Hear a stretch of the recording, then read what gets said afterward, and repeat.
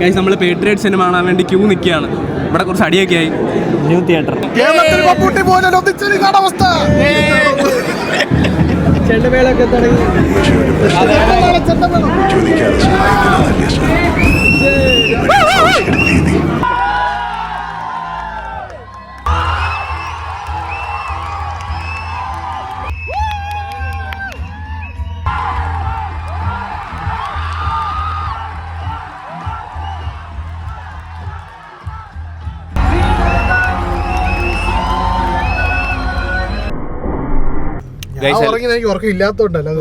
എല്ലാരും നല്ല പോലെ അഭിനയിച്ചിട്ടുണ്ട്, പക്ഷെ കഥ എനിക്ക് വർക്കായില്ല. നിങ്ങൾക്ക് എന്തെങ്കിലും പറയാനുണ്ടോ?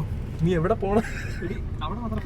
ഇതെന്റെ ഫസ്റ്റ് ഡേ ഫസ്റ്റ് ഷോ എൻ്റെ എക്സ്പീരിയൻസ് ആണ്. പക്ഷെ ഒട്ടും എക്സ്പെക്ട് ചെയ്ത അത്രയൊന്നും വന്നില്ല. ആൾക്കാർ ലൈക്ക് ഫാൻസൊക്കെ നല്ല ഉറക്കമായിരുന്നു എന്ന് തോന്നുന്നു. മമ്മൂട്ടിയുടെ ഫാൻസിനൊന്നും ഇവിടെ കണ്ടില്ലെന്ന് തോന്നുന്നു. ഞാൻ മാത്രമേ ഉണ്ടായിരുന്നുള്ളൂ അവിടെ. എന്താ പറയാനുള്ള? എനിക്ക് പിന്നെ എക്സ്പെക്ടേഷൻ ഒന്നും ഇല്ലായിരുന്നു, കണ്ടു, ഓക്കെ. അവസാനം പിന്നെ ഞങ്ങള് സിനിമയിൽ നിന്ന് ഡിസ്ട്രാക്റ്റഡ് ആയപ്പോ ആരോൺ നോക്കിയപ്പോ ആരോൺ ഉറങ്ങിയായിരുന്നു. ഇവൻ കഥയൊന്നും കണ്ടിട്ടില്ല. അല്ല, ഇൻഡിവിജ്വലി ക്യാരക്ടേഴ്സ് അവർ നല്ലോണം ആക്ട് ചെയ്തിട്ടുണ്ട്. പക്ഷെ എല്ലാവരും അങ്ങോട്ടും ഇങ്ങോട്ടും അത്ര സ്റ്റിച്ച് ആയിട്ടില്ല.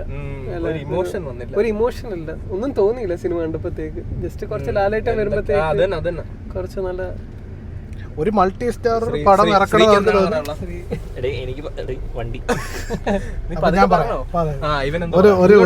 ഒരു മൾട്ടി സ്റ്റാർ പടം അവർക്ക് ഇറക്കണമെന്ന് തോന്നി. കുറെ നാളെ ഇപ്പൊ തമിഴിലൊക്കെ ഇറക്കുന്നു, അപ്പൊ മലയാളത്തിൽ എന്തുകൊണ്ട് ഇറങ്ങുന്നില്ല?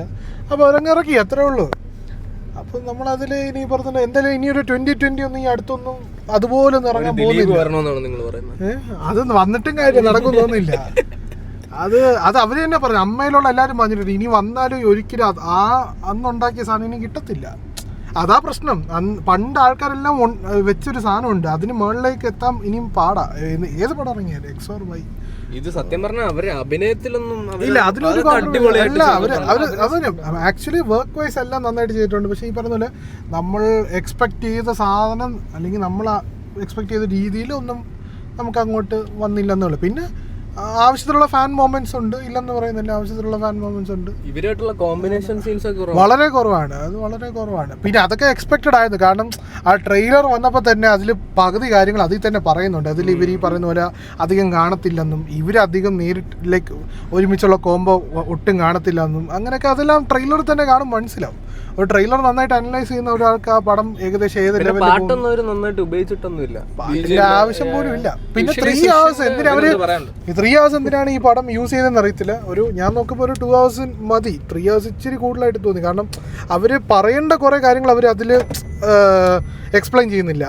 വേറെ കുറേ സാധനങ്ങൾ ഇട്ടാണ് അവർ നിറച്ചത്, ഗ്യാപ്പ് ഫില്ല് ചെയ്യുന്നത്. അങ്ങനെയാണ് എനിക്ക് തോന്നിയത്. ഇപ്പം അതിനകത്ത് അവർ ഒരു പ്രത്യേക ഒരു കാര്യത്തിനെ കുറിച്ച് അവർ പറയുന്നത്, ഒരു സംഭവത്തെക്കുറിച്ചാണ് പറയുന്നത്. പക്ഷെ അത് എക്സ്പ്ലെയിൻ അതൊന്നും എക്സ്പ്ലെയിൻ ചെയ്യുന്നില്ല എന്നല്ല, ലൈക്ക് അതിന് ആവശ്യത്തിന് അത്ര എക്സ്പ്ലെയിൻ ചെയ്യുന്നില്ല.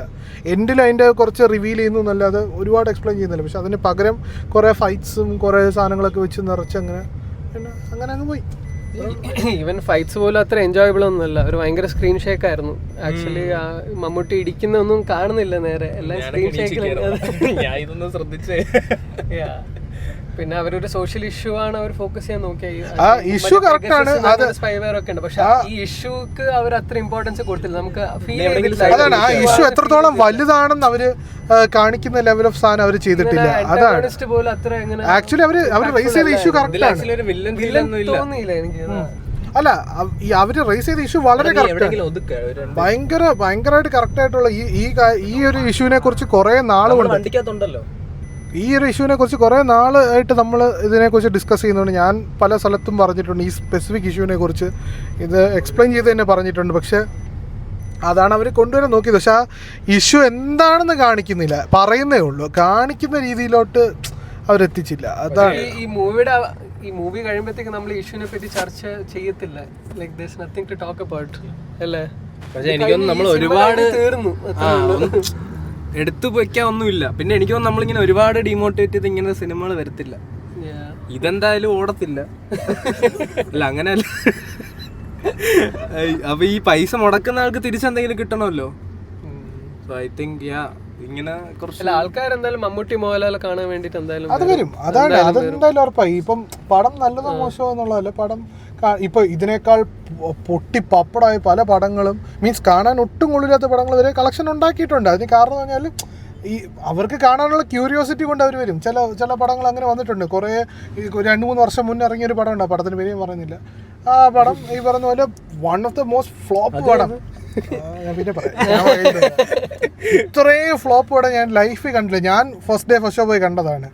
പക്ഷെ ആ പടം വരെ ആൾക്കാരെല്ലാം പോയി കണ്ടു. കാരണം അവർക്ക് അതിലൊരു പ്രതീക്ഷ അവർക്കുണ്ടായിരുന്നു. ആ പ്രതീക്ഷ കാരണം ഈവൻ റിവ്യൂവേഴ്സ് വരെ നെഗറ്റീവ് പറഞ്ഞിട്ട് പോലും പോയി കണ്ടു. അതിൽ ചില റിവ്യൂവേഴ്സ് വരെ പറയുന്നുണ്ട് ഇതിപ്പോൾ ഞാൻ മോശം പറഞ്ഞാലും ആൾക്കാർ പോയി കാണും. അതാണ് ആ സംഭവം, ആ ക്യൂരിയോസിറ്റിയാണ്.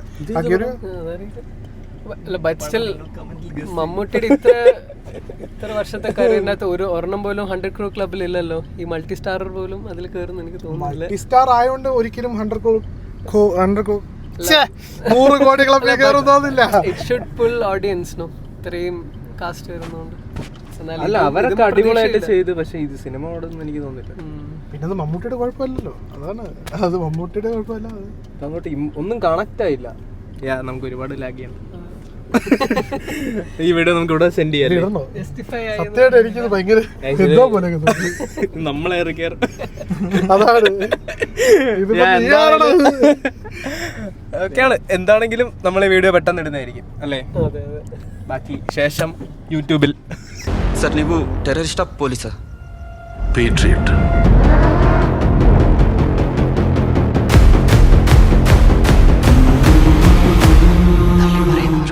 ധൈര്യത്തോടെ തിരിച്ചു പറയാം.